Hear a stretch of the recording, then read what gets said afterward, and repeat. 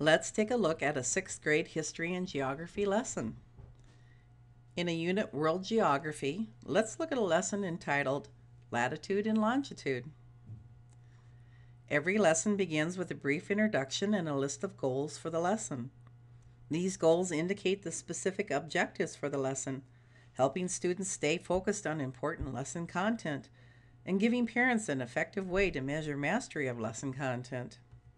The goal for this lesson is describe lines of latitude and longitude on a globe.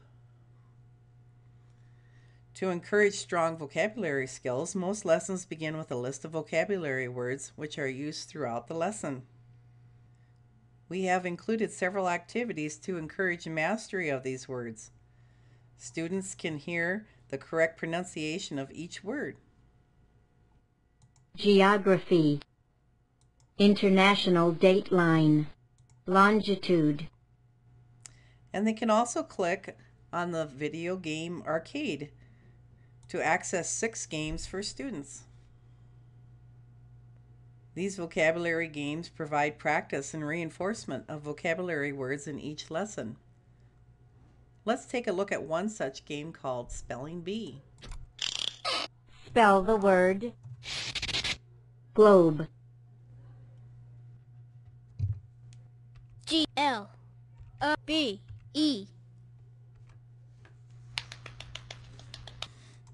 After this introductory material, a student moves independently through the lesson, reading the text-based instruction and utilizing the multimedia features that have been provided.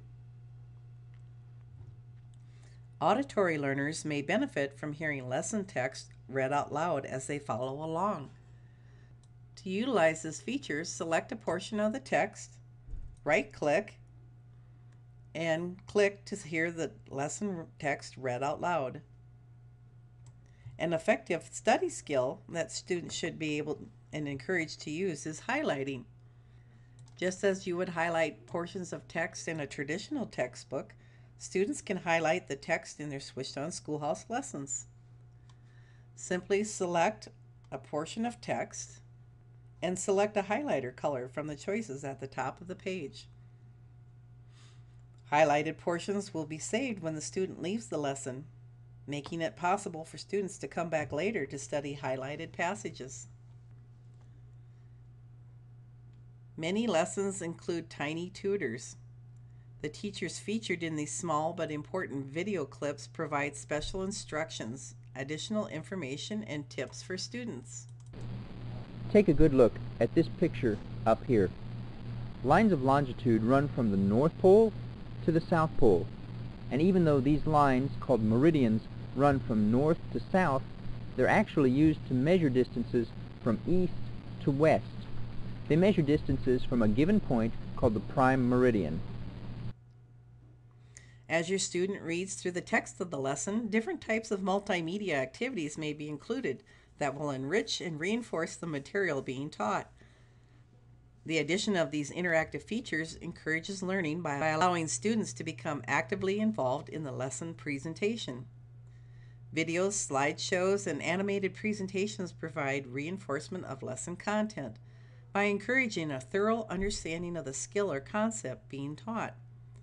A video has been included in this lesson that helps to teach the concept of lines of longitude. The prime meridian is a special line of longitude. This meridian goes through a town in England called Greenwich and is located at 0 degrees longitude. All other lines of longitude are measured east and west from this one line. On the opposite side of the Earth, the lines going out east and west from the prime meridian meet up. This line is located at 180 degrees longitude and is called the International Dateline. In total, the Earth is divided into 360 degrees of longitude. This number comes from 180 degrees west plus 180 degrees east. Notice how meridians run north and south, but measure direction east and west. Try not to get confused.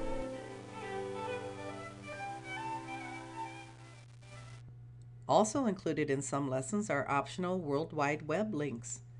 These links can provide an excellent way of enriching your students' learning experience. However, These optional web links can be disabled by parents, blocking access to web links from within the student lessons. A variety of other interactive features like photographs, diagrams, illustrations, slideshows, animations, timelines, and content review games may also be included in student lessons to help ensure mastery of lesson content. Each lesson includes a set of questions that encourages mastery by providing a thorough review of lesson content. Questions are presented in a variety of formats, including matching problems, true and false questions, paragraph boxes, preloaded problems, sorting and sequencing problems, click and place problems, multiple choice and multiple select questions, text, multiple choice questions, and more. Problem type instructions can be accessed by clicking the red question mark icon.